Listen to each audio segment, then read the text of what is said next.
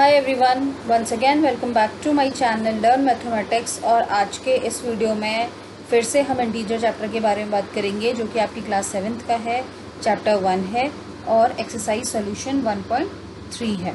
Okay, this is your part number 7। जैसा कि आप देख पा रहे होंगे, इसके प्रीवियस पार्ट्स मैं ऑलरेडी अपलोड कर चुकी हूँ। कुछ पार्ट्स जो है मैं आपको इसका जो 1.3 के जो प्रीवियस वाले पार्ट है वो मैं आपको डिस्क्रिप्शन बॉक्स में लिंक दे दूँगी, तो आप वहाँ पे जाके चेक कर सकते हैं। उसके अलावा कुछ मैं लिंक जो है आपको आई बटन पे भी दे दूँगी, क्योंकि 6 तो देना थोड़ा सा मुश्किल है, बट या मैं आपको फर्स्ट ईयर रीसेंट वाला या इस तरीके से कुछ दे दूँगी, तो आप वहाँ पे जाके भी चेक कर सकते हैं। And one more thing I want to tell you all of you that मैंने जो है वो साइंस का चैनल भी स्टार्ट किया हुआ है 6 to 8 क्लास के लिए, जहाँ पे मैंने कुछ लेक्चर्स अपलोड किए हैं। If you want to see that videos, तो आपको वो लिंक भी मेरे डिस्क्रिप्शन बॉक्स में मिल जाएंगे। मेरे जितने भी बाकी अदर्स चैनल्स हैं वो आप डिस्क्रिप्शन बॉक्स में लिंक मिल जाएंगे, आप वहाँ पे जाके भी उन्हें चेकआउट कर सकते हैं। And if you want to subscribe then please subscribe it also and also press the bell icon. Okay, ये तो क्वेश्चन नंबर 6। आज के हम इसमें 6 और 7 डिस्कस करने वाले हैं और उसके बाद भी कुछ पार्ट्स डिस्कस करेंगे उसके। ओके, तो सबसे पहले क्वेश्चन नंबर 6 समझ लेते हैं। What he wants to say, a certain freezing process requires that room temperature be lowered from 40 degrees Celsius at the rate of 5 degrees Celsius every hour. What will be the room temperature 10 hours after the process begins? Okay, तो सबसे पहले मैं आपको question समझा देती हूँ। This types of sum are called problem sums, क्योंकि इनका जो है प्रॉपर इक्वेशन बनता है आपको।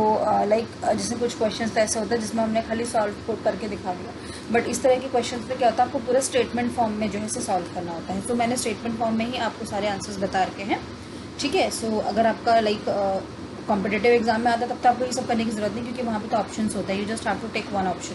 बट क्योंकि आप अभी 7th क्लास में हैं, तो इसलिए आपको जो है वो पूरा प्रॉपर इस तरीके से लिखना पड़ेगा। So here I am just explaining. बाकी आपको पता है कि मैथ्स के एक ही क्वेश्चन को करने के कई सारे तरीके होते हैं। So this is the one method which I am telling you. बाकी उसके अलावा भी अगर आपके पास कोई और मेथड है तो you can solve from that method also. Okay, so चलिए come back again in our video.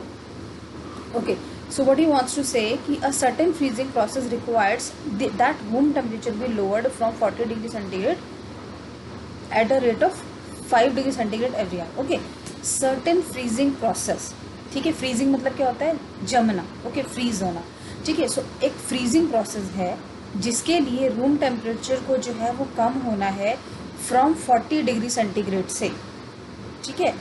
Freeze होने के लिए क्या होता है, जितना मिनिमम टेम्परेचर पे होता रहेगा 0 डिग्री सेल्सियस पे होता रहेगा तो फ्रीज हो जाएंगी आपकी चीज़ें, ठीक है। फिर माइनस में होता रहेगा तो फ्रीज होती रहेंगी आपकी टेम्परेचर। सो अब फ्रीजिंग अगर प्रोसेस हो रहा है तो डेफिनेटली प्रोसेस आपका टेम्परेचर जो है वो लो ही होना चाहिए। सो एक सर्टेन फ्रीजिंग प्रोसेस है जिसके लिए रूम टेम्परेचर को कम होना पड़ेगा फ्रॉम 40 डिग्री सेल्सियस से, यानी कि 40 डिग्री सेल्सियस से कम होना पड़ेगा उसे। कैसा, at a rate of 5 degree Celsius every hour, यानी कि हर घंटे में वो 5 डिग्री सेल्सियस कम होता रहेगा, ठीक है। 40 डिग्री सेल्सियस से कम होना पड़ेगा और हर घंटे 5 आवर्स कम होगा, 5 डिग्री सेल्सियस कम होगा हर घंटे। So what will be the room temperature 10 hours after the process begin. अब एक घंटे में 5 डिग्री सेल्सियस के हिसाब से जो है वो कम हो रहा है टेम्परेचर। अब कह रहा है 10 घंटे में। ओके, अब आप हिसाब लगाइए ना, एक घंटे में अगर 5 हो रहा है तो 2 घंटे में कितना होगा, फिर 3 घंटे में कितना होगा। सो इस तरीके से आपको निकालना है। यहाँ पे 10 घंटे में प्रोसेस आपका शुरू हो गया, ठीक है। 40 डिग्री से स्टार्ट हुआ आपका प्रोसेस हो। सो आपका प्रोसेस शुरू हो गया, उसके बाद कह रहा है 10 घंटे बाद जो है प्रोसेस जो बिगिन होगा, प्रोसेस बिगिन हो गया, 10 घंटे भी हो गए तो रूम टेम्परेचर क्या रहेगा। 40 से शुरू किया था तो उसके बाद रूम टेम्परेचर क्या होगा आफ्टर 10 आवर्स, 10 घंटे के बाद रूम टेम्परेचर क्या रहेगा। और इसकी जो डिक्रीजिंग का वो है आपका स्पीड, वो है 5 डिग्री सेल्सियस एवरी आवर, हर घंटे। आई होप आपको क्वेश्चन सबको बहुत अच्छे से क्लियर हो गया होगा। चलिए अब देखते हैं इसे सॉल्व कैसे करना है। Okay, let lower temperature of room as negative. और डेफिनेटली अगर टेम्परेचर कम हो रहा है, किसी भी कम नंबर को हम नेगेटिव में ही लेते हैं। और वैसे भी हम यहाँ पे इंटीजर चैप्टर की बात करें तो यहाँ पे हम हमेशा पॉजिटिव और नेगेटिव नंबर में ही मोस्टली सभी क्वेश्चन को सॉल्व कर रहे हैं, ठीक है। सो हमने नेगेटिव में ले लिया। इनिशियल टेम्परेचर मेरा कितना था, 40 डिग्री सेल्सियस, ठीक है। So change in temperature per hour कितना था, -5 डिग्री सेल्सियस। सो देखिए अब यहाँ पे भी माइनस मैंने इसीलिए लिया क्योंकि ये डिक्रीज हो रहा है, ठीक है। 5 डिग्री सेल्सियस के हिसाब से डिक्रीज हो रहा है, लेकिन वो तो डिक्रीज रहा है ना, तो इसलिए इसे हमने -5 डिग्री सेल्सियस ले लिया, ठीक है। अब change in temperature after 10 hours, अब मुझे निकालना है 10 घंटे बाद, ठीक है। अभी तो जो चीज़ें गिवन थी हमने वो लिखी। अब हम आएंगे मेन प्रोसेस पे कि 10 घंटे बाद टेम्परेचर चेंज क्या होगा। अब देखिए हर घंटे -5 की स्पीड से हो रहा है, तो 10 घंटे में कितना होगा, -50 डिग्री सेल्सियस, अगर 1 घंटे में -5 हो रहा है तो 10 घंटे में कितना होगा, मल्टीप्लाई कर देंगे, वही हमने मल्टीप्लाई किया तो -50 डिग्री सेल्सियस आ गया। ठीक है, अब हमें निकालना है रूम टेम्परेचर कितना रहेगा। इतना तो डिक्रीज़ हुआ, अब 40 से कितना डिक्रीज हुआ हमें तो वो निकालना है ना।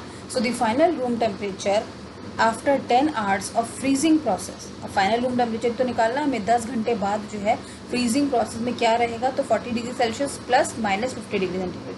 -50 हमारी वैल्यू आई थी हमारे यहाँ पे। फाइनल तो हम क्या निकालते हैं, हमेशा प्लस ही निकालते हैं ना, और क्योंकि हम यहाँ पे इंटीजर फॉर्म में हम ऑलरेडी नेगेटिव पॉजिटिव जो यहाँ पे पॉसिबल है वो ले ही रहे हैं। सो इसलिए हम फाइनल जो है वो इस तरीके से करेंगे 40 degree Celsius plus -50 degree Celsius. ठीक है, सो इसको सॉल्व करेंगे तो प्लस माइनस तो आपको बताइए माइनस होता है। सो 40 डिग्री सेल्सियस -50 डिग्री सेल्सियस हो जाएगा नेक्स्ट स्टेप में ये, और फिर उसके बाद आप -50 में से 40 माइनस करेंगे तो आंसर क्या आएगा, -10 डिग्री सेल्सियस। तो इसका मतलब आपका रूम टेम्परेचर जो है 10 घंटे बाद जो है वो रहेगा आपका -10 degree Celsius. Okay, is that clear. भाई 40 से शुरू हुआ, अगर आप इसको अभी छोड़ दीजिए, अब इसके बाद अगर आप वैसे भी सॉल्व करेंगे तो आप खुद ही देखिए 40 से शुरू हुआ, अब आप 5 माइनस करते जाइए 40 में से। ठीक है, तो पहले कितना हुआ 35 हुआ, फिर उसके बाद कितना हुआ आपका फर्स्ट स्टेप में, देखिए आप फर्स्ट स्टेप में कितना हुआ आपका 35, सेकेंड स्टेप में कितना हुआ 30, नेगेटिव में जाएंगे ना, कम होता जा रहा है, 5 कम होता जा रहा है, 30 हुआ सेकेंड स्टेप में। ठीक है, फिर थर्ड में कितना हुआ 25, फिर फोर्थ में कितना हुआ 20, फिफ्थ में कितना हुआ 15, सिक्स में कितना हुआ 10, 7 में कितना हुआ 5, 8 में कितना हुआ 0, ओके, 9 में कितना हुआ -5 और 10 में कितना हुआ -10। ठीक है, सो देखिए मैंने आपको यहाँ पे फिंगर्स के स्टेप में काउंट करके भी बता दिया कि इसका आंसर -10 है। So this is the written process. मान लीजिए आपको कहीं पे सॉल्व करके दिखाना है तो आप इस तरीके से सॉल्व करके दिखाएंगे, बट आप फिंगर टिप्स पे भी देखिए, मैंने आपको अभी आपके सामने जो है वो लाइव आपको बता दिया कि इस तरीके से भी आप काउंट करके देखिए -10 ही आंसर आ रहा है, पूरे के पूरे 10 स्टेप में बताया। सो इट जस्ट आपको सिर्फ अपना माइंड यूज़ करना है। अगर आपको प्रोसेस पता है, कंसेप्ट पता है, तो आप अपना माइंड भी बिल्कुल यूज़ करेंगे। ठीक है, सो ये तो वो क्वेश्चन नंबर 6। चलिए चलते हैं नेक्स्ट पे, क्वेश्चन नंबर 7 पे। Okay, in a class test containing 10 questions, 5 marks are awarded for every correct answer and -2 marks are awarded for every incorrect answer and 0 for question not attempted। ठीक है, एक class test हुआ जिसमें 10 questions जो है वो पूछे गए थे।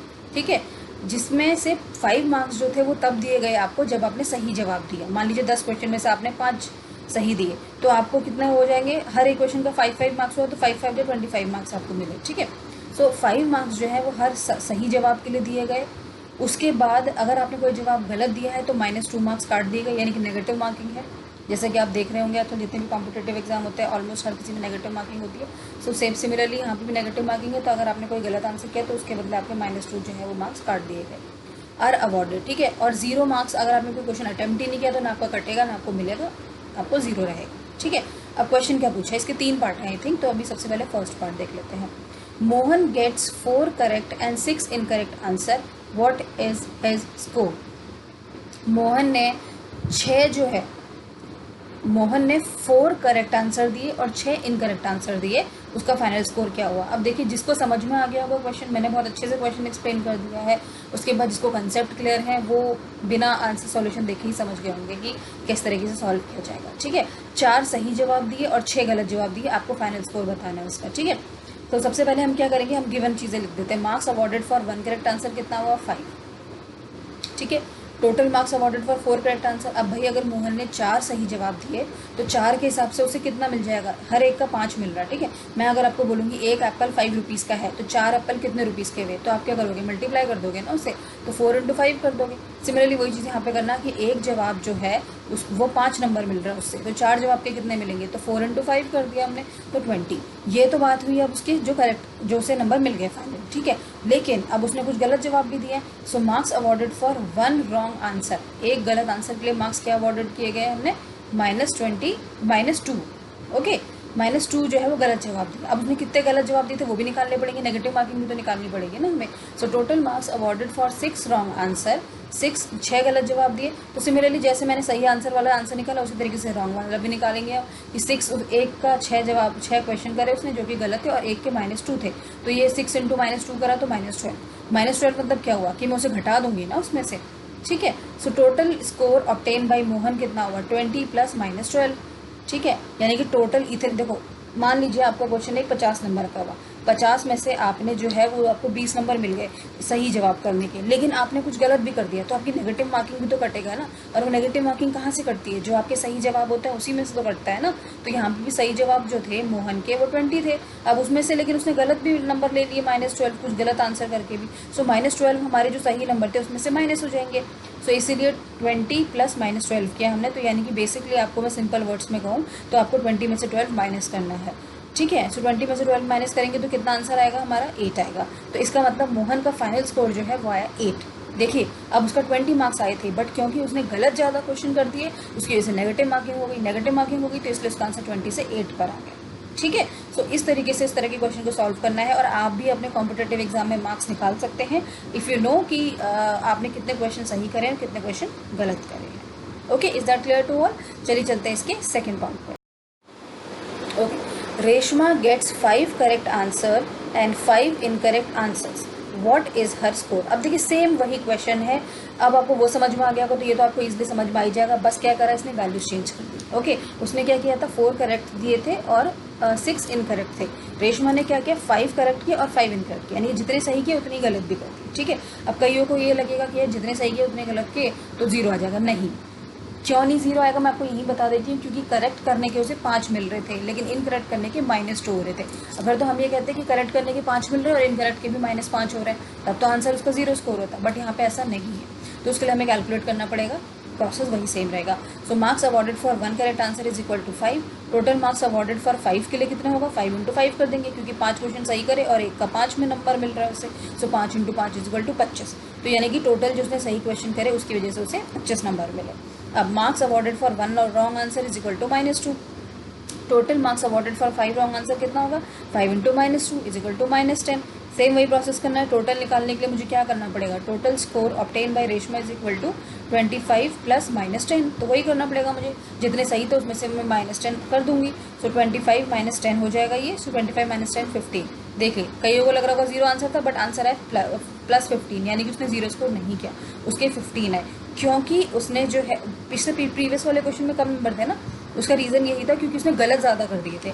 यहाँ पे क्या है, उसने गलत इतने ज़्यादा नहीं करे, जितना ठीक करे थे उतने ही गलत करे थे। वहाँ उसने ठीक कम किए थे, गलत ज़्यादा कर दिए थे, ऐसा हो रहा था ना। यहाँ पे इक्वल थे दोनों के दोनों, तो इसीलिए इसके नंबर यहाँ पर आए 15। सो प्रोसेस वही सेम था बिल्कुल एग्जैक्टली, बस नंबर्स का आपका सारा खेल है, ठीक है। चलिए चलते हैं इसके थर्ड पार्ट पे। Okay, Heena gets 2 correct and 5 incorrect answer out of 7 questions she attempts, what is her score.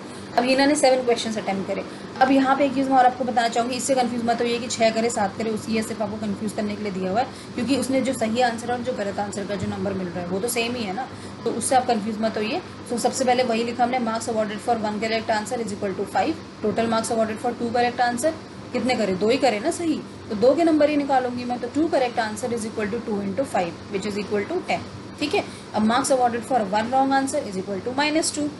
Total marks awarded for 5 wrong answer, 5 गलत कर दिए। अब देखिए यहाँ सही कम करे और गलत ज़्यादा कर दिए, तो यहाँ पर भी जो है उसके नंबर जो है वो बहुत कम होने वाला है।